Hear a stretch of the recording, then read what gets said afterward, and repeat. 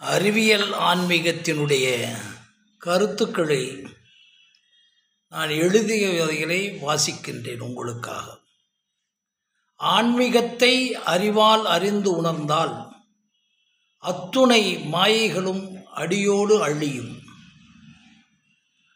உணர்வையும் அலசி ஆழ்ந்தால் மெய் உணர்வு தானே எழுந்திடும். ஆழ்ந்த அமைதியே அனுபவமானால் அகண்ட பேரின்பம் அருகிலே அமரும். இருமையற்ற ஒருமை காணின் இருப்பனைத்திலும் இறைமை வெளிப்படும். மூலம் உணர்ந்து முடிவு தெளிந்தால் ஆழ்ந்த ஒருமை தானே மெளிரும். கருவறை கனவற்ற நிலை கண்டுணர நினைவலை நீர்த்த நிச்சலனம் வேண்டும். மூலம் அறிந்து முடிவு உணர ஞாலம் உணர்ந்த நற்குரு வேண்டும். ஞாலம் உணர்ந்த நற்குரு கிடைக்க நான் அழிந்த நாம் வேண்டும். நான் அழிந்து நாம் அடைய ஊனும் உயிரும் உணதில்லா நிலை வேண்டும். தன்னை அறிந்து தலைவனை அறிய உன்னுள் உருபொருள் உணர வேண்டும். உன்னுள் உருபொருள் உணர வேண்டின் உலகம் அனைத்தும் ஒன்றுமில்லையாக வேண்டும். உலகம் முழுவதும் ஒன்றுமில்லையாக வேண்டின் ஒவ்வொன்றிலும் இறையை உணர வேண்டும். முடியை பெற்றவுடன் மூலம் மறந்தால் அடியோடு அழிந்து ஆணிவேரும் சிதையும். பசி வலி பயம் காமம் ருசித்து ரசித்தால் புரியும் மூலம். ஐம்பொறியும் அவாவற்று இயல்பானால் செம்பொருள் காண்பது எளிமையாகும். இன்பம் துன்பம் இணையாக இனிக்க துன்பங்களின் ஆணிவேர் தொட வேண்டும். நுண்ணொடி இயக்கங்கள் அனுபவமானால் பன்முக இறைமையை பறந்து உணரலாம். எங்கேயும் எதிலும் இறையை காண எங்கேயும் எதற்காகவும் போக வேண்டாம். இங்கே இப்போதே இருக்கும் இறையை அங்கே இங்கே தேடி அலைய வேண்டாம். கடவுள் என்பது காற்றா நீரா? காற்றினில் உள், நீரின் உள், நெருப்பினில் உள். உள் உள் உன்னுள் உண்டா? உன்னுள் என்னுள் உயிருள் உலகுள். நுட்ப உடலை நுண்ணறிவால் நோக்கினால் உட்பக்க உடலமைப்பில் உலகையே உணரலாம். உட்பக்க உடலமைப்பை உற்று நோக்கினால் எப்பக்க அகத்தொடர்பையும் எளிதில் உணரலாம். எப்பக்க அகத்தொடர்பை எளிதில் உணர்ந்தால் முக்கால இயற்கையை முழுதும் உணரலாம். முக்கால இயற்கையை முழுதும் உணர்ந்தால் எக்காலமும் இருக்கும் இறையை உணரலாம். உடலின் உள் ஒளி ஒன்றி அலசினால் கடவுளின் முகவரி கண்டு உணரலாம். அன்பே உண்மை உணர்வானால் அகிலம் வரும் உன் பின்னாலே. அமிர்தத்தை சுவைத்திட அழகான மேல்வாய், அனைத்தையும் வெளிவேற்ற ஆசன கீழ்வாய்.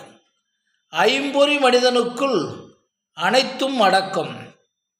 செம்பொருள் கண்டால் சீர்மிகு விளங்கும். ஆசை குறைந்தால் எழுவது அமைதி, அச்சம் மறைந்தால் எழுவது ஆளுமை. அமைதி ஆனந்தம் ஆத்மாவின் சொரூபம் அழித்துவிட்டு அலைவதே மனிதனின் கொடூரம். அமைதி ஆனந்தம் உடலின் சொரூபம் அழித்துவிட்டு அலைவதே மனிதனின் கொடூரம். உயிரும் உடலும் உணர்வும் உன்னிடத்திலே. உடலால் உணரும் கடவுள் எவரிடத்திலோ? கோவிலை கட்டி கும்பிடும் கடவுளை கூட்டுக்குள் கண்டால் குறைந்தா போகும். சடங்குகளினால் சங்கமம் தீருமாம். சடங்குகளினால் சங்கடம் தீருமாம். உடல் முடங்கினால் சடங்குகள் தீர்க்குமா? உணர்வினுக்கு அடுத்து உணர்ந்தால் மெய் உணர்வினை உய்த்து உணரலாம். முடிவையும் மூலத்தையும் முழுமையாய் உணர்ந்தால் அடியோடு அழித்துவிடும் ஆணவம். கல்வியுறு மனிதம் கருணையுடன் முகிழ்த்தால் எல்லையற்ற ஆற்றலை எளிமையாய் அடையலாம். ஐம்பொறி ஐம்பூதம் ஐந்து மண்டலம் செம்பொருளை காண வைக்கும் சிற்பிகள். அடிக்கடி மூச்சில் திணறல் வந்தால் ஐந்து மண்டலம் அதிசயம் புரியும். உலகத்தின் அதிசயம் உடல்தான் என்பதற்கு உள் வெளி உறுப்புகளின் இயக்கமே சாட்சி. காமத்தை கருவிலே வைத்து அதிசயத்தை கண்டுணர்ந்தால் கடவுள் புரியும். காமத்தை கருவிலே வைத்த அதிசயத்தை கண்டுணர்ந்தால் கடவுள் புரியும். கடவுளை கச்சிதமாய் கண்டுணர வைத்தால் கயமை சாமியாருக்கு இங்கே இடமில்லை. எல்லா சடங்குகளும் இரண்டாம் பட்சம் என்று எடுத்து காட்டியும் இறைமையை புரியவில்லையா?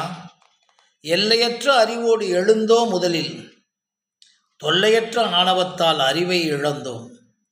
எல்லாம் ஒன்றென எப்போதும் உணர்ந்தால் தொல்லை மன அழுத்தம் தூர விலகிவிடும். எதிலும் உண்மை, எப்போதும் யதார்த்தம், முதலில் கசக்கும் முடிவில் இனிக்கும். இருமை என்பதே இவ்வுலக இயக்கம்.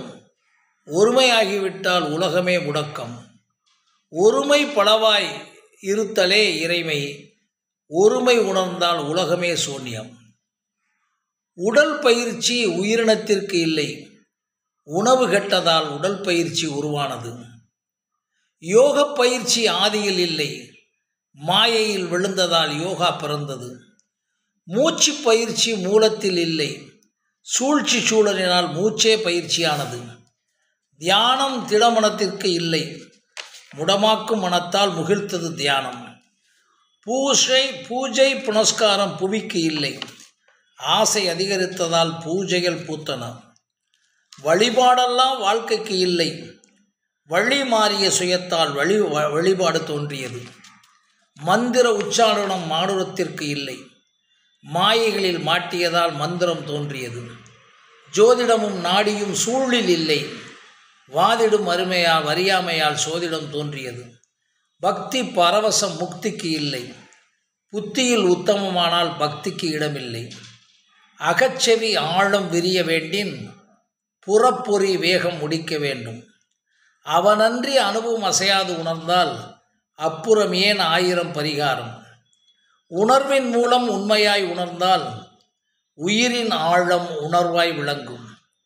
உயிரின் மூலம் உணர்வாய் உணர்ந்தால் உள் ஆத்மாவின் ஆகர்ஷணம் விளங்கும். உள் ஆத்மாவின் உண்மையை உணர்ந்தால் உலகம் மாயை என்பது புரியும். உலகம் மாயை என்பதை உணர்ந்தால் ஒவ்வொரு அசைவும் பேரின்பமாகும். பொய்மை மாயையோடு புனைந்து இணைந்தால் பொருள் சேரும், உருபொருள் புரியாது. இன்பம் துன்பம் என்று இரண்டாய் பார்த்தவுடன் உன் பகைவன் உன்னிடம் எழுகிறான். நிகழ்நொடி வாழ்க்கை நீண்டு வாழ அகல வேண்டும் முன்பின் காலம். நிகழ் இருப்பில் நிலையாயிருந்தால் அகண்ட பேரண்டம் அகத்திலே குடிகொள்ளும். அகண்ட பேரண்டம் அகத்திலே குடிகொண்டால் அன்பே சிவம் என்பது ஆனந்தமாய் விளங்கும். அன்பே சிவம் என்பது அறிவியலாய் விளங்கினால் அனைத்துயிரும் தன்னுயிரென ஐக்கியமாகும். அனைத்துயிரையும் தன்னுயிராய் ஐக்கியமானால் அணு அணு நிகழ்வும் பேரின்பமே. அனைத்து நிகழ்வும் பேரின்பமானால் எங்கும் எதிலும் இறையை உணரலாம். புலன் சுகத்தை அறிவால் பகுக்காவிட்டால் நெறி பிறல் வாழ்க்கை நிச்சயமாய் அமையும். ஆத்மாவை தேடுகிறாய் என்றால் அனைத்திலிருந்தும் விடுதலை என்று உணரும். ஆண்டவனிடம் சரணடைகிறாய் என்றால் அந்த நொடியில்தான் நீ பிறந்தாய் என்று உணரும்.